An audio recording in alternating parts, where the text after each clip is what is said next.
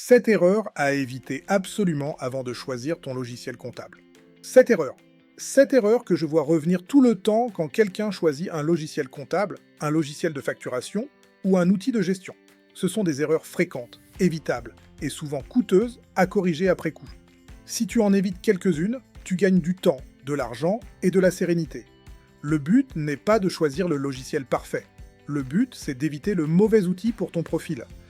Parce que choisir un outil trop cher, trop limité, mal aligné avec ton expert comptable ou pas adapté à la facturation électronique 2026, ça finit toujours par se payer. Dans cette vidéo, je te déroule les 7. Erreur sur le prix. Erreur sur l'évolution future. Erreur sur la conformité 2026. Erreur de ne pas tester. Erreur EC. Erreur courbe d'apprentissage. Erreur d'imitation. Et à la fin, une checklist claire. On y va?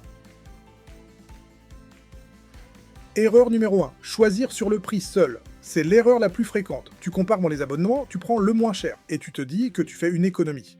Le piège, c'est que le prix mensuel n'est pas ton coût réel. Un outil moins cher peut coûter plus cher si tu passes ton temps à compenser ses limites. Saisie manuelle, retraitement, export cassé, support qui répond mal, fonction manquante.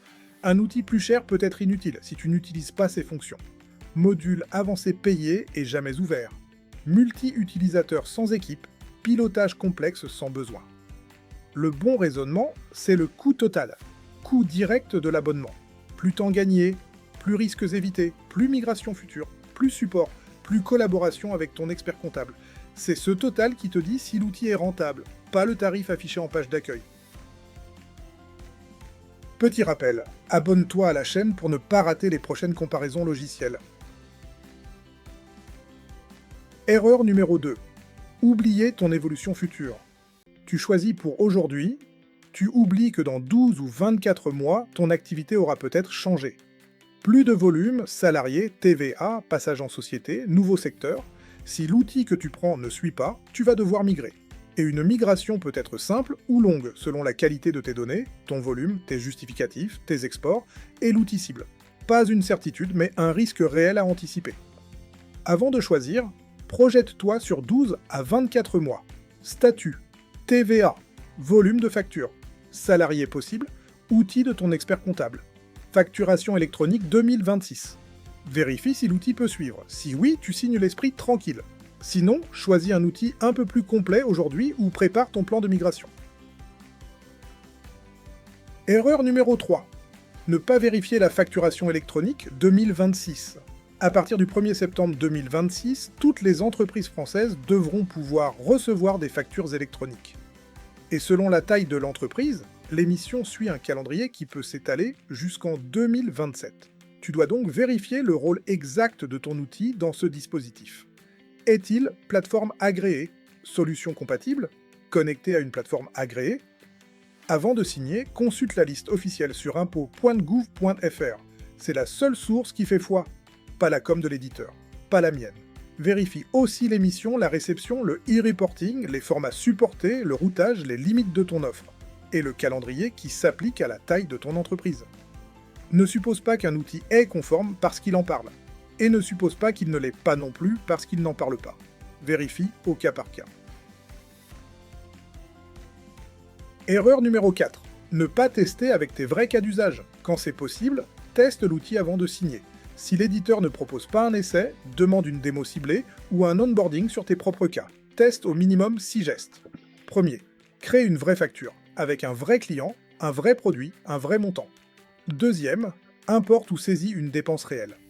Troisième, vérifie une transaction bancaire ou un rapprochement si la fonction est disponible. Quatrième, génère un export pour ton expert comptable, ouvre-le. Vérifie qu'il est lisible et utilisable. Cinquième, vérifie une déclaration ou un suivi TVA si tu es concerné. Sixième, crée un client, un devis, une relance. Le quotidien commercial. Si un geste bloque pendant le test, il bloquera encore plus quand tu devras le faire souvent. Et tu vas le faire souvent. Erreur numéro 5. Choisir ton outil sans consulter ton expert comptable. Si tu as déjà un EC, vérifie l'outil qu'il utilise ou recommande. Pas pour qu'il t'impose un choix, mais parce qu'il doit pouvoir récupérer tes données proprement. Demande-lui clairement quels outils il accepte, quels exports il veut, à quelle fréquence, qui fait quoi dans la lettre de mission, et si l'outil que tu envisages s'inscrit dans son écosystème. Ton EC ne doit pas forcément imposer ton outil, mais un mauvais alignement logiciel plus EC crée de la friction au quotidien, et de la friction qui se paie en heures de retraitement et en agacement mutuel. Erreur numéro 6. Sous-estimer la courbe d'apprentissage. Plus l'outil est complet, plus il demande une vraie prise en main. Ce n'est pas un défaut de l'outil, c'est la contrepartie de ses fonctions. Prévois du temps pour paramétrer. TVA, compte bancaire. Catégorie, client, modèle de facture. Accès EC, export. Conformité facturation électronique. Plus tu paramètres bien au départ, plus tu gagnes du temps après. Un outil mal paramétré devient vite frustrant, même s'il est de bon. Et tu finis par croire que c'est l'outil qui ne va pas. Souvent, c'est le paramétrage. Erreur numéro 7, et c'est probablement la plus piégeuse.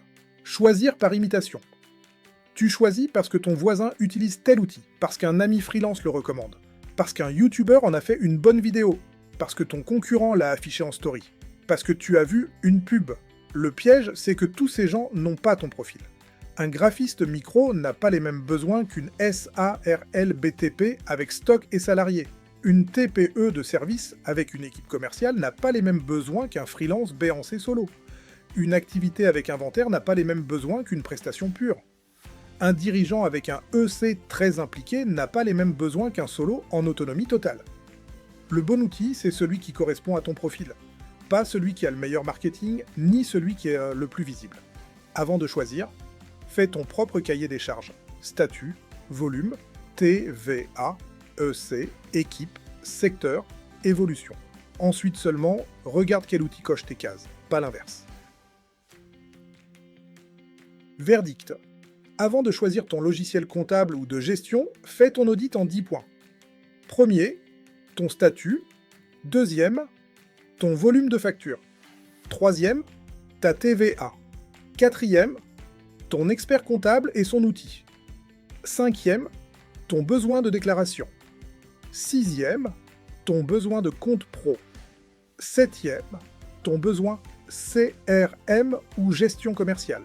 Huitième, la facturation électronique 2026. Neuvième, ta migration possible dans 12 à 24 mois. Dixième, le prix réel, pas l'affiche. Avec ces 10 réponses, l'outil cible devient évident. Petite synthèse par profil pour t'aiguiller, tu es micro-simple. Compare Abi, Freebie ou Henry selon ton besoin. Tu es freelance EI ou B&C avec autonomie déclarative. Indie à comparer en priorité, tu es TPE avec EC et compta structuré. Penny Lane ou Time selon l'outil de ton cabinet. Ton besoin principal, c'est compte pro plus facturation simple. Conto ou Shine. Tu veux CRM, plus gestion commerciale. CLC ou Axonote. Tu pilotes une PME établie ou tu as une gestion plus classique, sage à étudier. Tu veux un cabinet en ligne avec accompagnement comptable, Doux à comparer. Si tu as évité les 7 erreurs et coché ta checklist, tu es dans le bon. Tu choisis pour ton profil, pas pour la mode. Les liens des outils mentionnés sont en description. Lien d'affiliation, ça finance les vidéos, ça ne te coûte rien de plus. Abonne-toi. Le bon logiciel, 2 vidéos par semaine. Et dis-moi en commentaire laquelle de ces 7 erreurs tu as déjà faites. Prochaine vidéo, facturation électronique 2026, ce que les indépendants doivent absolument comprendre. À très vite.